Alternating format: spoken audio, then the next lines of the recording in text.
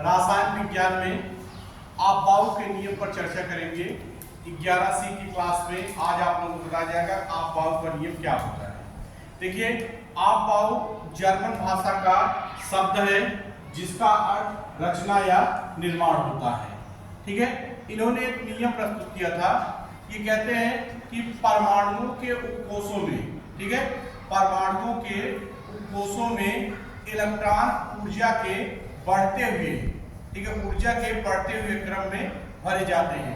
फिर सुनिए आपबाऊ का नियम। परमाणुओं के उपकोषों में इलेक्ट्रॉन ऊर्जा के बढ़ते हुए क्रम में भरे जाते हैं।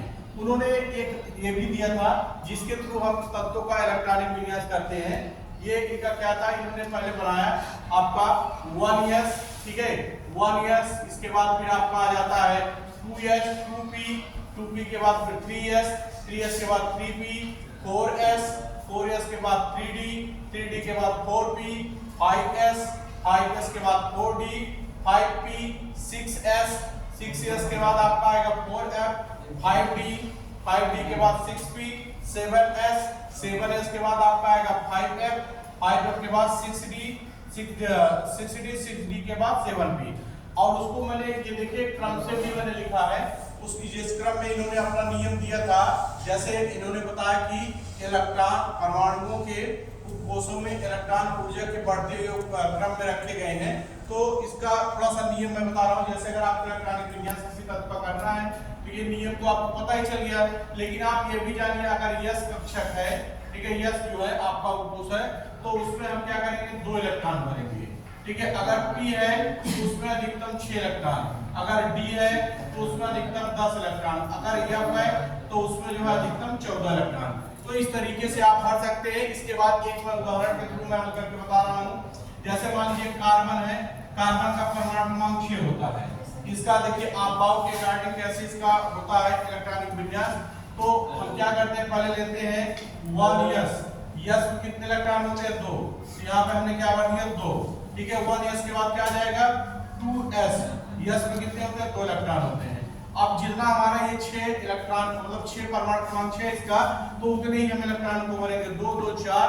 इसके बाद आपका हमारा बचा p में इसका 2 2 4 और 2 बचा हुआ है, तो ये हो गया आपका यहाँ पे आप भरेंगे 2, ठीक है, 2 भर देंगे तो 2 2 4 2 6, आपका कितना परमाणु हो गया 6। अब दूसरा मैं उदाहरण बताता हूँ। जैसे सोडियम है, आपका सोडियम का परमाणु क्रमांक 11 होता है, ठीक है। तो उसको आप कैसे भरेंगे, देखिए यही क्रम चलेगा 1s 2s 2, इसके बाद 2p, ठीक है, कितना हो जाएगा 2p6, ठीक है, 2p6, ये देखिए 2 2 4 4 और 6 10 हो गया।